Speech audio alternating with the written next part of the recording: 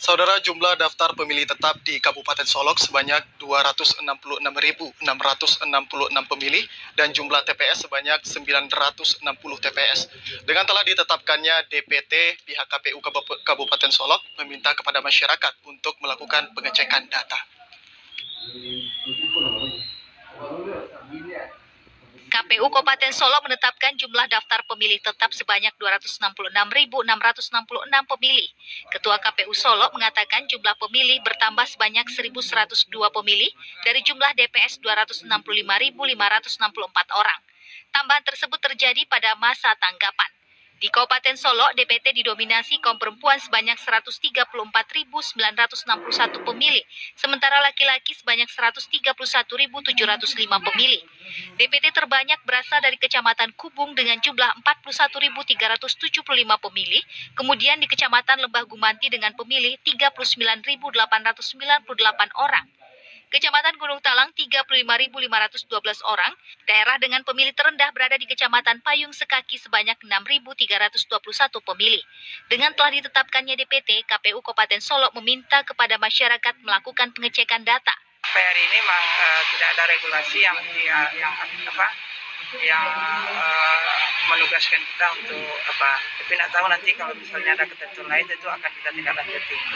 Ya, himbauan kita tentu pertama dengan telah ditetapkannya daftar pemilih tetap, tentu kita minta kepada masyarakat untuk mencek apakah masih ada yang belum terdaftar atau tidak.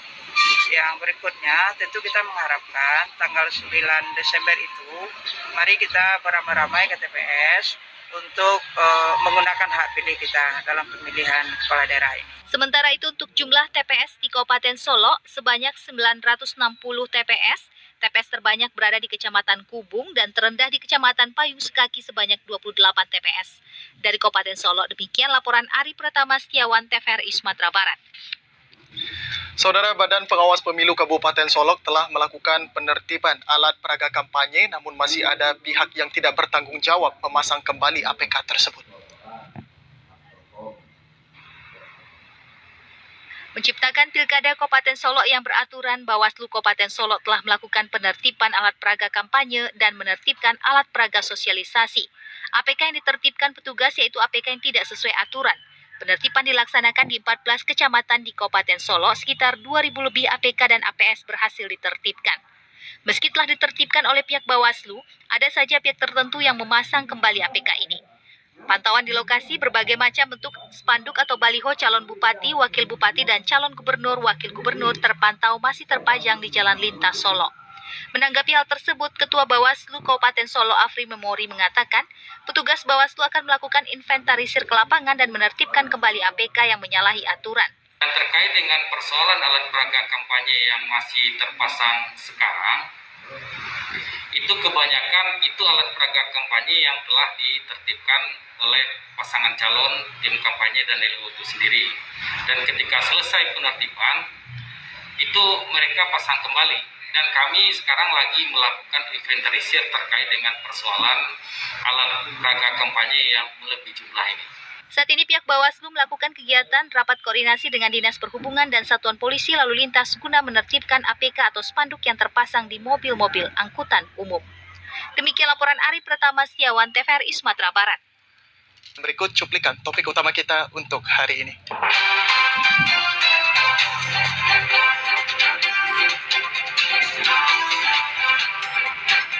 Pasien COVID-19 bertambah 20 orang di Kabupaten Solok. Pengelola dan karyawan rumah makan harus swab.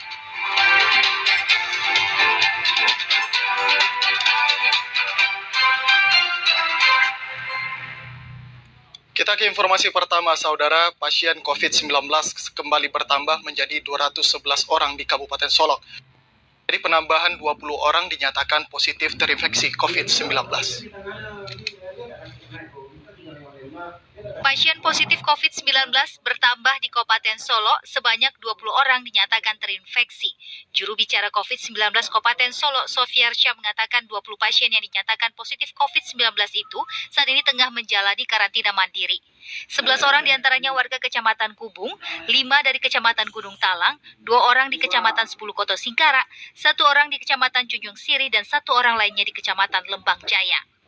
Dari 20 pasien tersebut, 3 diantaranya merupakan ASN di Kabupaten Solo. 18 pasien terkonfirmasi positif disebabkan kontak erat dengan pasien sebelumnya, dan 2 orang pasien mengalami suspek hilangnya indera penciuman dan indera perasa. Kasus konfirmasi sebanyak 20 orang. Nah, itu yang mendominasi dari 20 orang tersebut adalah Kecamatan Kubung dan Kecamatan Gunung Talang. Ada beberapa kasus, yaitunya Kecamatan 10 Koto Singkara dan Lembang Jaya itu terkait dengan kasus suspek, di mana itu kasus tersebut merupakan hilangnya indera rasa penciuman, kemudian batuk. Kemudian sebagian besar di Kecamatan Gunung Talang dan Kubung itu adalah terkait erat dengan kontak erat dengan kasus konfirmasi sebelumnya. Akumulasi terkonfirmasi positif COVID-19 di Kabupaten Solo saat ini berjumlah 211 orang dengan rincian karantina mandiri sebanyak 62 orang, dirawat di rumah sakit 4 orang, meninggal 6 orang, dan pasien sembuh 139 orang. Dari Kabupaten Solo, demikian laporan Ari Pratama Setiawan, TVRI Sumatera Barat. Berikut cuplikan topik utama kita untuk hari ini.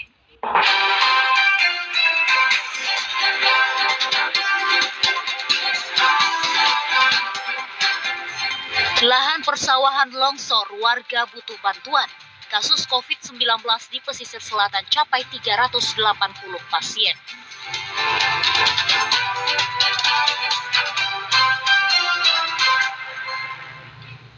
Kita ke informasi pertama, Saudara. Kabupaten Solo rawan atas ancaman narkoba pada tahun 2020 ini. Pihak BNN Kabupaten Solo telah merehabilitasi pecandu sebanyak 22 orang dan mengungkap 2 kasus narkoba. Badan Narkotika Nasional Kabupaten Solo mengungkap Kabupaten Solo rawan ancaman narkoba. Hal tersebut berdasarkan data kasus yang terjadi pada 2020 ini.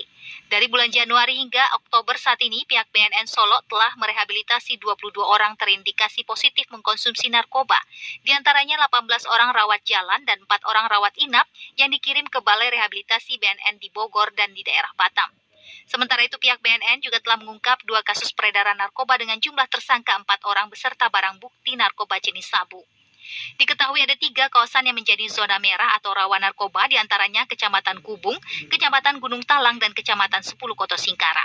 Mengingat maraknya peredaran narkoba di Kabupaten Solo, pihak BNN Kabupaten Solo mengimbau masyarakat dan instansi pemerintah untuk bersama-sama mengatasi permasalahan narkoba yang sangat rawan di Kabupaten Solo. Tidak hanya wilayah Arusuka yang kami lakukan pemberantasan terhadap narkoba ini, tapi kota pun, kemudian Solo Selatan pun akan tercapai. Mudah-mudahan ini bisa menjadi kenyataan untuk kita semuanya, dan saya pun berharap peran aktif dari rekan-rekan media untuk selalu mendengung-dengungkan bahaya penyalahgunaan narkoba kepada masyarakat. Selain itu, untuk meminimalisir peredaran narkoba di tengah-tengah masyarakat, pihak BNN juga telah membentuk para pegiat anti narkoba di setiap nagari. Dari Kabupaten Solo, demikian laporan Ari Pratama Setiawan, TVRI Sumatera Barat.